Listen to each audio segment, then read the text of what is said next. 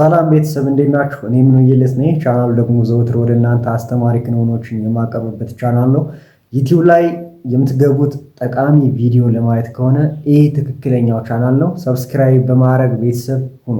ዛሬ የምናየው አንተ ማነህ የሚለውን ምላሽ ነው። በጣም ብዙ ሰዎች ሚዲያ ላይ ይቀርቡና ኢንተርቪው የመደረግ አጋጣሚ ስላገኙ ብቻ አንተ ማነህ የሚለውን ጥያቄ ትልቅ የፍልስፍና ጥያቄ አድርገው ሲጠይቁ ወይም ደግሞ አንተ ማነህ የሚለውን ምላሽ ትልቅ የፍልስፍና ምላሽ አድርገው ሲመልሱ እናያለን። ይሄ በጣም ስህተት ነው። ምንድነው? ሰዎች የሆነ መጽሐፍ ላይ የማነበቡትን ነገር እንደ ዕውቀት አድርገው ወስደው የአንድን ጸሐፊ የአንድን ግለሰብ ሐሳብ እንደ ዕውቀት አድርገው ወስደው ለመኖር ሲሞክሩ ግራ ይጋባሉ። ሌላ ሰዎችንም ግራ ያጋባሉ ማለት ነው። እና አንተ ማነህ የሚለውን ጥያቄ በሚመልሱበት ጊዜ የሆነ የፍልስፍና ሐሳብን ወስደው ሊመልሱ ሲሞክሩ እናያቸዋለን። በተለይም ደግሞ መንፈሳዊ ማንነት የሌላቸውን ፈላስፋዎች እግዚአብሔር የለም፣ የፈጠረን አካል የለም፣ የሰው ልጅ የመጣው ይሄ በክሬሽኒስት ቲዎሪ የማያምኑትን ማለት ነው፣ ወይም ደግሞ ስፖንታነስ ቲዎሪ የሚያምኑትን አማኞች ሐሳብ ወስደው ለማብራራት ሲሞክሩ እናያለን። ይህ መጽሐፍን ካለመረዳት ነው። አንድ ሰው መጽሐፍ በሚያነብበት ጊዜ የማያውቀውን የሆነ ነገር ለማወቅ ነው ማንበብ ያለበት እንጂ መጽሐፉ ላይ ያለው ነገር ማለት እስካሁን እሱ ስላላወቀው ብቻ ያ እውነት ነው ማለት አይደለም። መጽሐፍ የሚጽፍ አንድ ሰው ራሱ ተፈጥሮን የተረዳበትን ነገሮችን የተረዳበትን መንገድ አብራርቶ ቁጭ ያደርገዋል። ምንድነው? የግል አስተያየቱ ነው ማለት ነው። እኔ እያነበብኩት ከሆነ ያን መጽሐፍ ከኔ ጋር የሚማሰለውን እወስዳለሁ፣ የማላውቀውን አውቃለሁ። ግን የማላውቀው እያንዳንዱ ነገር ደግሞ እውነት ነው ብዬ መውሰድ የለብኝም። ይሄ ጅል ወይም ደግሞ አላዋቂነት ነው።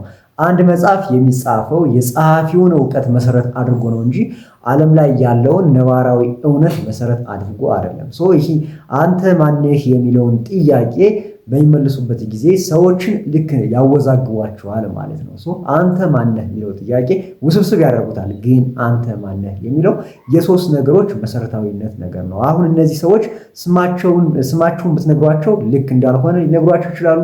ሰው መሆናችሁን ብትነግሯቸው ይህማ እንደ ማንኛውም ሰው ነህ ማለት ነው፣ ወይም ደግሞ እንደ ማንኛውም ሰው ስም አለህ ማለት ነው፣ እንደ ማንኛውም ሰው ስራ አለህ ማለት ነው ብለው ሊያወዛግቧችሁ ይችላሉ። እውነታው ግን ስማችሁ የእናንተው ማንነት ነው። ስራችሁ የእናንተው ማንነት ነው። ኤክስፔሪየንሳችሁ የእናንተው ማንነት ነው። በተለይም ደግሞ እነዚህ ሶስት ነገሮች የአንድን ሰው ማንነት ይሰሩታል። አንድ ሰው አካላዊ ማንነት አለው፣ አእምሯዊ ማንነት አለው፣ መንፈሳዊ ማንነት አለው።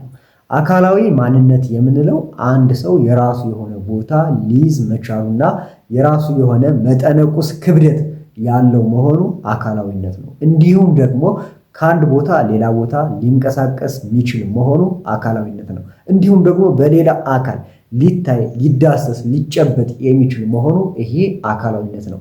የአካላዊነት ባህሪዎችን ያሟላል። አካላዊ የሆነ ነገር ይታያል። አካላዊ የሆነ ነገር ይነካል። አካላዊ የሆነ ነገር ከአንድ ቦታ ወደ ሌላ ቦታ መንቀሳቀስ ይችላል። እንዲሁም ደግሞ አካላዊ የሆነ ነገር የራሱ የሆነ ክብደት አለው። አካላዊ የሆነ ነገር የራሱ የሆነ ቦታ ሊይዝ የሚችል ነገር አለው። ስለዚህ የሰው ልጅ ይህ አካላዊ ማንነት አለው ማለት ነው። ሌላው የሰው ልጅ ማንነት አእምሯዊ ማንነት ነው።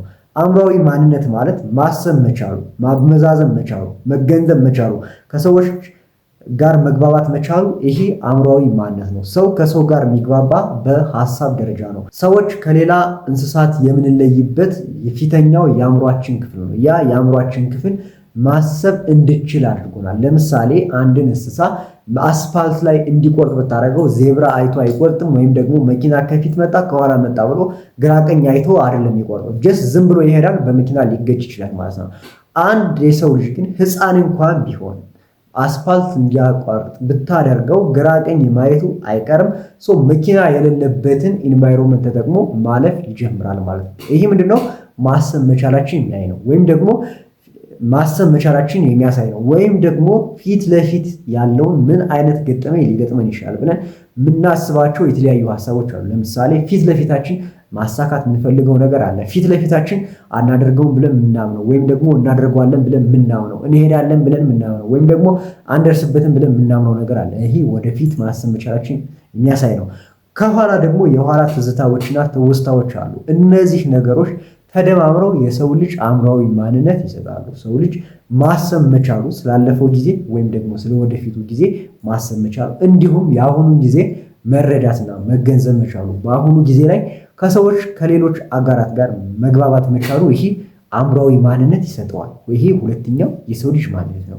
ሶስተኛው የሰው ልጅ ማንነት ደግሞ መንፈሳዊ ማንነት ነው። መንፈሳዊ ማንነት ማለት ከሌላው ፍጥረት በሙሉ የሰው ልጅ ብቻ አምላክ አለኝ ብሎ ያምናል፣ ወይም ደግሞ ፈጣሪ አለኝ ብሎ ያምናል። ተፈጥሯል እውነት ነው። ስለዚህ ያን የፈጠረውን አካል ያመልካል ማለት ነው። የራሱ የሆነ ሁሉም ሰው ሃይማኖት አለው። ያ ሃይማኖት የራሱ የሆነ ስርዓት አለው። የፈጠረው አካል የሚመለክበት የሚከበርበት፣ ለፈጠረው አካል የሆነ ድርጊት የሚደረግበት ያ ማንነት መንፈሳዊ ማንነት ይባላል። የሚጾም የሚጸልይ የሚሰግድ ማንነት ማለት ነው። ወይም ደግሞ በእያንዳንዱ የሃይማኖት ስርዓት ውስጥ የራሱ የሆነ የአምልኮት ስርዓት አለ። ያን የአምልኮት ስርዓት ማድረግ መቻሉ ይሄ መንፈሳዊ ማንነት ይባላል። ይህ መንፈሳዊ ማንነት አካላዊነታችንንና አእምሯዊነታችንን ይቆጣጠራል። ለምሳሌ አእምሯዊነታችንን ይቆጣጠራል ብለን የምናምነው እንዴት ነው? አንዳንድ የራሳችሁ ያልሆኑ ያልተለመዱ ሀሳቦች ድንገት በቅጽበት ወደ አእምሯችሁ ይመጣሉ። ለምሳሌ ከሆነ መኪና ላይ ወርዳችሁ መቅረት እንዳለባችሁ፣ የሆነ ቦታ መሄድ አስባችሁ እዛ ቦታ አለመሄድ እንዳለባችሁ፣ የሆነ ቦታ ላይ መቀመጥ ፈልጋችሁ ግን ደግሞ ከዛ ቦታ መነሳት እንዳለባችሁ እንድታስቡ ያስገድዳችኋል።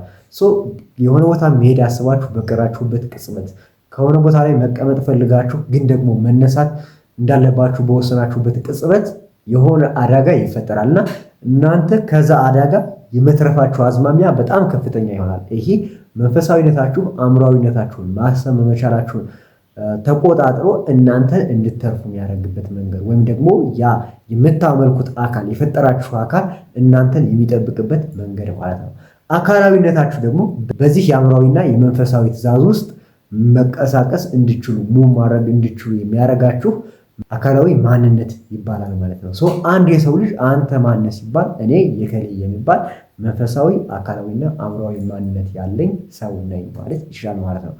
አንተ ማነህ የሚለው ጥያቄ የተወሰበሰበና ከባድ ጥያቄ አይደለም ማለት ነው። ቀጣይ በሌላ ቪዲዮ እንገናኛለን። እስከዛ ደህና ሰንብቱ።